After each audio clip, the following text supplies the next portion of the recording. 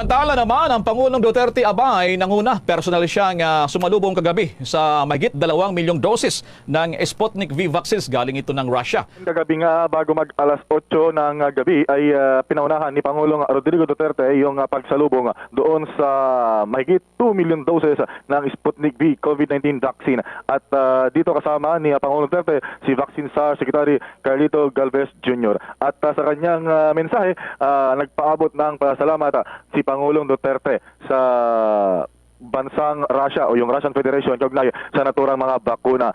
Ang kabuang bilang ng bakuna ay 2,805,000 at ito ay dumating sa Villamor Air Base sa Pasay City. At ito yung sinabi ng Pangulo na malaking bagay raw ito sa paglaban ng gobyerno sa COVID-19 pandemic, kasabay ng panawagan sa mga Pilipino na talagang samantalahin ang pagkataon ng magpabakuna para lahat ay maging safe, ligtas mula sa COVID-19. Na ito pang bahagi ng pahayag ni Pangulong Duterte. I am pleased to join you today as we welcome the arrival of more than 2.8 million doses of Sputnik 5 COVID-19 vaccines.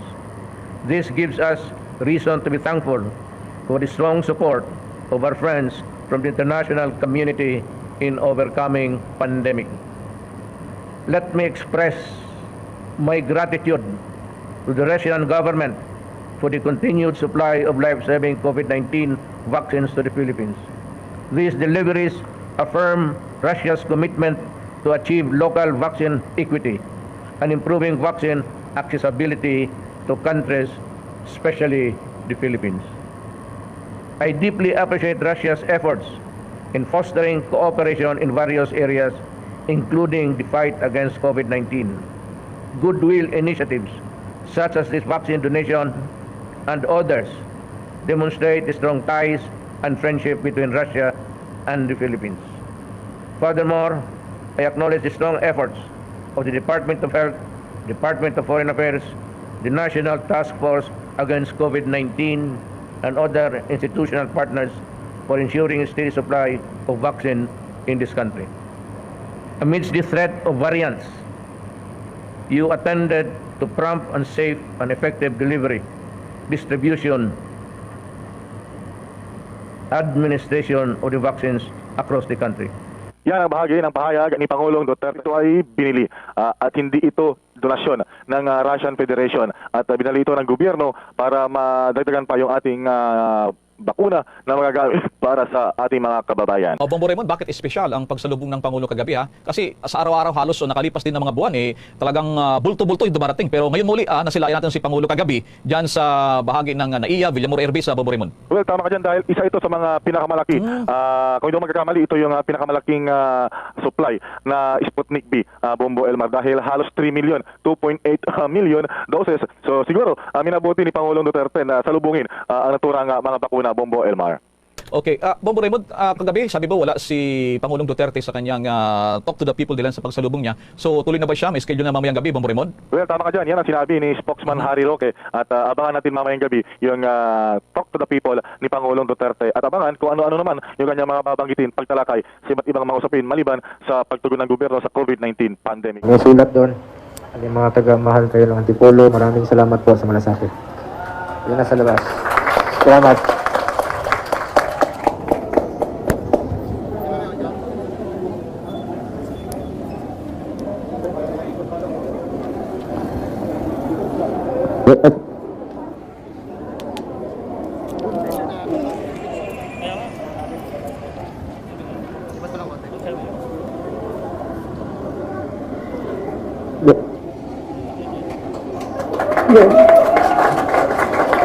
First time ko pong naluha sa speech. Alam niyo bakit?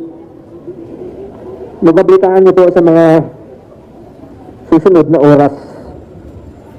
Alam niyo,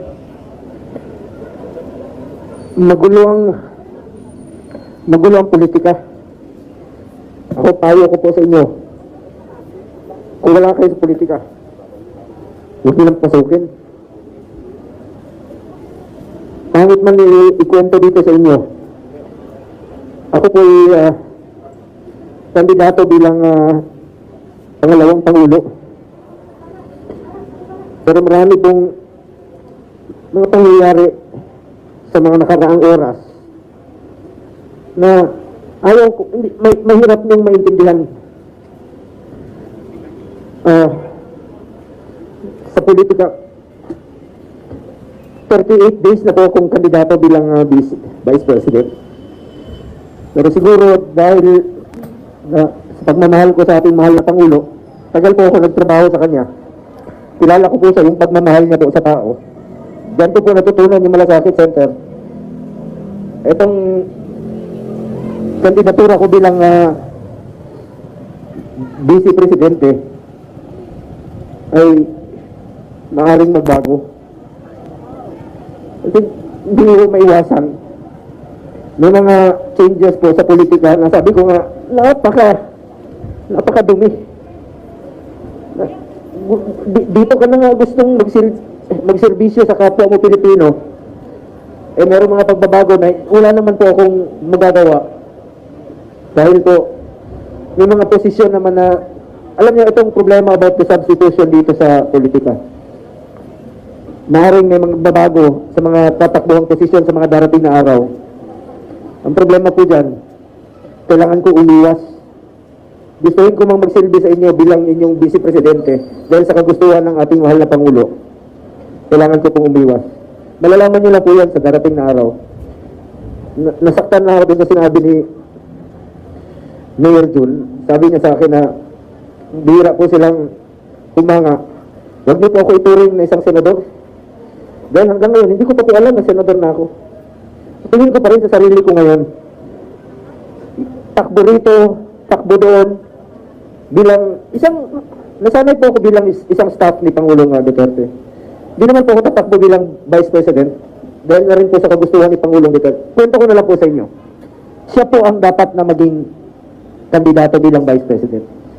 Last minute po, ayaw na, nag-withdraw. Sabi niya, kasi alam niya, naguguluhin po sa politika. Sasabihin, bakit ka tumakbong Vice Presidente? Unconstitutional na yan. So he decided not to run. Sabi niya, Bong, meron tayong partido. Kailangan may isa sa atin na tumakbo. So tumakbo po ako. Ngayon as Vice President, 38 days na po akong kandidato bilang Vice Presidente. Malalaman niyo lang po sa mga susunod na oras kung merong changes po sa mga kakandidato.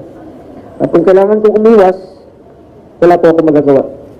Pero ito lang pong mapapangako ko sa inyo. Kahit kapitan, kahit na ordinaryong mamamayan po ako, patuloy po akong magsiservisyo sa aking kapwa Pilipino. May sulat doon. Yung mga taga-mahal kayo ng Antipolo, maraming salamat po sa Malasakit. Yun na sa labas. Salamat.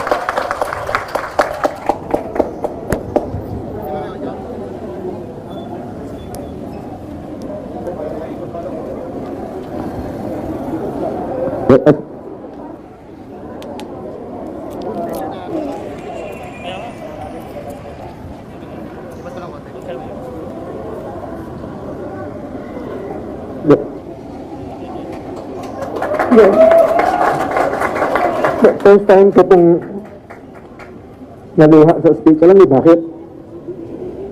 Mabablitaan niyo po sa mga susunod na oras. Alam niyo,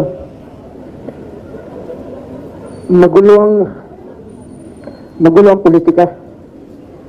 Ako, payo ko po sa inyo. Kung wala kayo sa politika, huwag nilang pasukin. Pangit man ikwento dito sa inyo. Ako po ay kandidato bilang pangalawang Pangulo.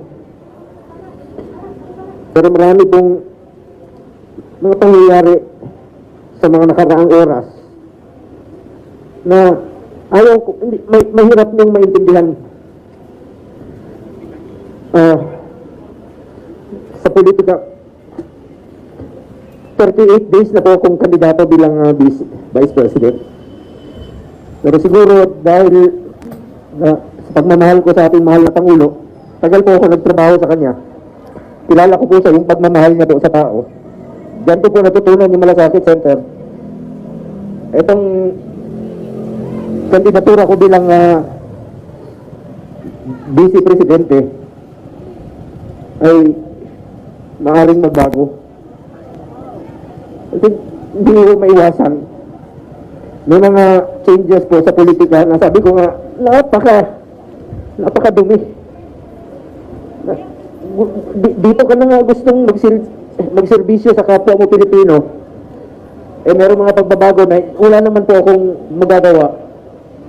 Dahil po, may mga posisyon naman na, alam niyo itong problema about the substitution dito sa politika. Maaaring may mga babago sa mga tatakbuhang posisyon sa mga darating na araw. Ang problema po dyan, kailangan ko umiwas. Gustuhin ko mang magsilbi sa inyo bilang inyong Vice Presidente dahil sa kagustuhan ng ating mahal na Pangulo. Kailangan ko pong umiwas. Malalaman nyo lang po yan sa darating na araw. Nasaktan na ako dun sa sinabi ni Mayor Jun. Sabi niya sa akin na bihira po silang humanga. Huwag niyo po ako ituring na isang senador. Dahil hanggang ngayon, hindi ko pa po alam na senador na ako. Tingin ko pa rin sa sarili ko ngayon. Takbo rito, takbo doon. Bilang nasanay po ako bilang isang staff ni Pangulong Duterte. Hindi naman po ako tatakbo bilang Vice President. Dahil na rin po sa kagustuhan ni Pangulong Duterte. Kwento ko na lang po sa inyo. Siya po ang dapat na maging kandidato bilang Vice President. Last minute po, ayaw na, nag-withdraw. Sabi niya, kasi alam niya, naguguluhin po sa politika. Sasabihin, bakit ka tumakbong Vice Presidente? Unconstitutional na yan. So he decided not to run. Sabi niya, Bong, meron tayong partido. Kailangan may isa sa atin na tumakbo. So tumakbo po ako. Ngayon as Vice President, 38 days na po akong kandidato bilang Vice Presidente. Malalaman niyo na po sa mga susunod na oras kung merong changes po sa mga kandidato. At kung kailangan kong umiwas, wala po akong magagawa. Pero ito lang pong mapapangako ko sa inyo. Kahit kapitan, kahit na ordinaryong mamamayan po ako, patuloy po akong magsiservisyo sa aking kapwa Pilipino.